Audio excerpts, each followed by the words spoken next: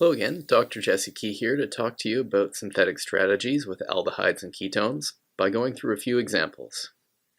Please consider solving the examples on your own first by stopping the video as needed and comparing your answer to the solution presented in the video. Note, there are multiple correct answers possible, but only one will be presented for each of the two examples. In our first example, we're going to propose a multi-step synthesis of propylidine cyclohexane from the starting material cyclohexyl methanol. Pause now to work on this on your own and return back when you're ready.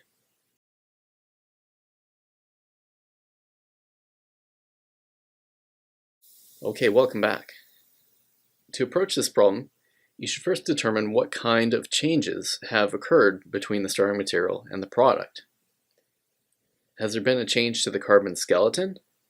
Yes, 2 additional carbons have been added. Has there been a change in functional groups? Yes, the starting material has a primary alcohol, and the final product has an alkene. This analysis tells you that you'll need to conduct some sort of carbon-carbon bond forming reaction somewhere in the synthesis. 2 likely candidates are the Grignard reaction and the Wittig reaction. Let's try designing a synthesis around the Grignard reaction using a forward synthesis approach.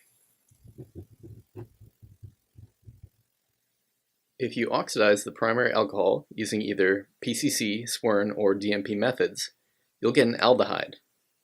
I've written down the conditions for PCC oxidation, the reagent PCC in solvent dichloromethane. With aldehyde now installed, it can be used in a Grignard reaction to add the 2 additional carbons. The reagents used for this transformation are the Grignard reagent ethyl magnesium bromide in a first step, followed by water in a second step. Now the carbon skeleton is in place, but there's an alcohol present instead of the alkene. If you remember back to Organic 1, you learned a reaction to go from an alcohol to an alkene, elimination. In this case, we can use some sulfuric acid, H2SO4, and heat to perform an E1 style elimination to obtain the desired final product, propylidine cyclohexane. It should be noted that there are other correct answers possible for this synthesis, including the use of different oxidation methods or different reaction conditions to accomplish the elimination.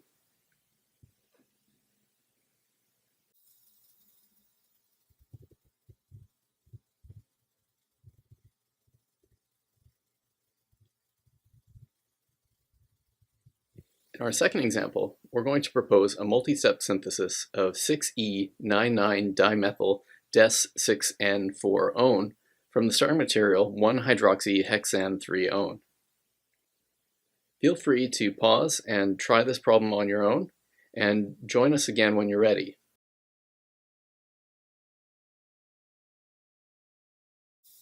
Okay, welcome back.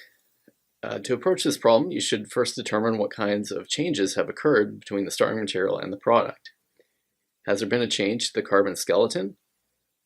Yes, the parent chain is going from 6 to 10 carbons. Has there been a change in functional groups? Yes, the starting material has a primary alcohol, and the final product has an alkene. This analysis tells you that you'll need to conduct some sort of carbon-carbon bond forming reaction somewhere in the synthesis. The appearance of the product screams out Wittig reaction, having 2 larger groups connected by an alkene. So let's see how we can accomplish this transformation using the Wittig reaction, and this time let's approach it retrosynthetically.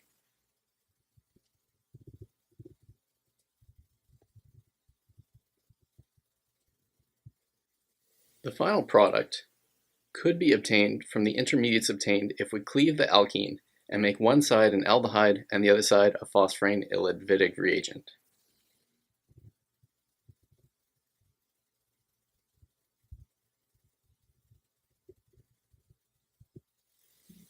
We can access the aldehyde easily by oxidizing the primary alcohol at the 1 position of our starting material.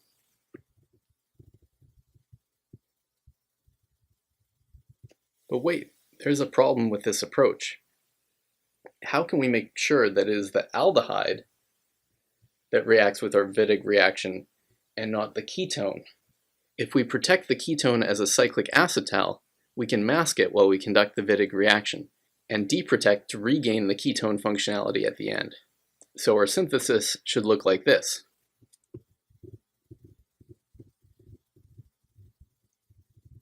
First, protect the starting material as a cyclic acetal using ethane 1,2-diol with some acid catalyst and a Dean Stark trap to remove water. Next, the alcohol at carbon 1 can be oxidized using either PCC, DCM, or Swerin conditions. For simplicity, I'll use PCC and dichloromethane.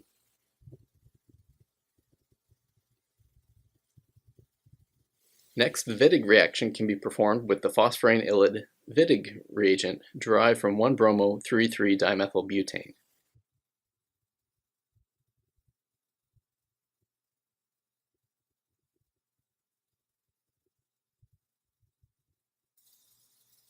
After the Wittig reaction is complete, deprotection can be done using acidic water to regenerate the ketone and get to the desired final product, 6E99-dimethyl des 6N4-one.